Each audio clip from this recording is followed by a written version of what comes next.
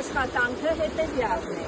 Մենք որոշելու ենք Մարտունի գետի աշխարհագրական կոորդինատները, այն հատվածի աշխարհագրական կոորդինատները, որտեղ ուսումնասիրություններ եւ աշխատանքներ ունենք անելու։ Այնուհետև ուսումնասիրենք կոշտ փոստը, ափամերձ հատվածի աղտոտվածությունը, կհավաքենք գետի ափամերձ հատվածի աղբը, նմուշառում կկատարենք եւ ձեր հաջորդ աշխատանքը դուք կկատարեք քիմիայի ուսուցչուհի ընկեր Ավետիսյանի հետ, երեխաներ մոտեցեք, ընկեր Ավետիսյանի հետ,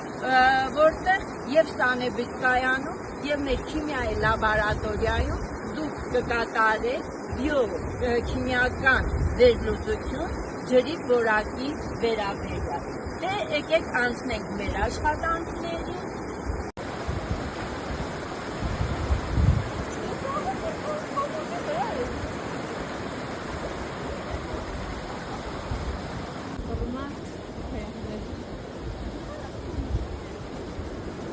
Տեղյան ինչ ունեք աշակերտներին ասելու։ Կարող եմ ասել, որ սիրելի աշակերտներ, եթե դուք աշխատեք յանասիրաբար եւ իրականացնեք իրազեկման աշխատանքներ, կունենա Մարտունի գետը էկոլոգիապես սպառող վիճակ։ Լավ, շնորհակալություն։ Երեխաներ, այստեղ շատ կարևոր է ոչ միայն մեր կատարած աշխատանքը, այլ նաև իրազեկման աշխատանքը։ Խոստանում եք կատարել կարևոր իրազեկման աշխատանքներ, որպեսզի մեր բնակիչները իրենց կենցաղային թափոնները չնետեն Մարտունի գետ։ Այո։ Լավ, դե շարունակենք մեր աշխատանքը։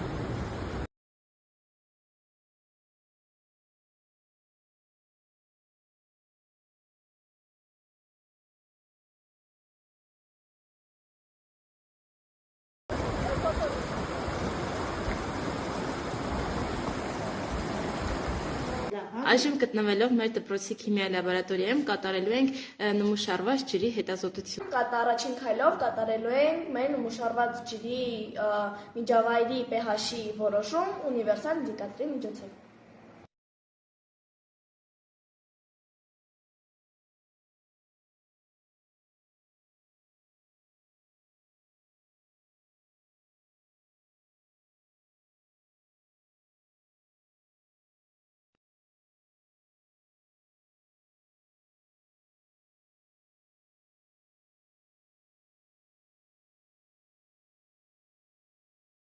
Փորձանոթի մեջ կա միայն նմուշառված ջուրը։ Այս նմուշառված ջրում խառնել ենք միայն կալիումի հիդրոքսիդ։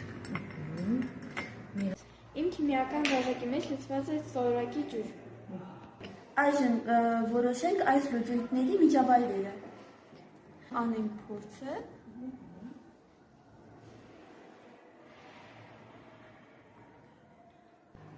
Այժմ որոշենք յուրաքանչյուր լուծույթի pH-ի արժեքը ըստ աղյուսակի։ Սա գետի ջուրն է, մեր վերցրած ջուրն է, որի pH-ը 6 է։ Իմ նմուշը ծորակի ջուրն է, հիմա ըստ սանդղակի որոշենք դրա pH-ը։ Արժեքը 7-ն է։ Նմուշում կալիումի հիդրոքսիդի լուծույթն է, հիմա որոշենք դրա pH-ի արժեքը ըստ սանդղակի։ Արժեքը 12 է։ Տարված փորձից հասկացանք, որ գետի ջրի pH-ի արժեքը հավասար է 6-ի, իսկ ինչպես նշեցինք սկզբում, նորմայի սահմանները պետք է լինեն 6-ից 8-ի սահմաններում։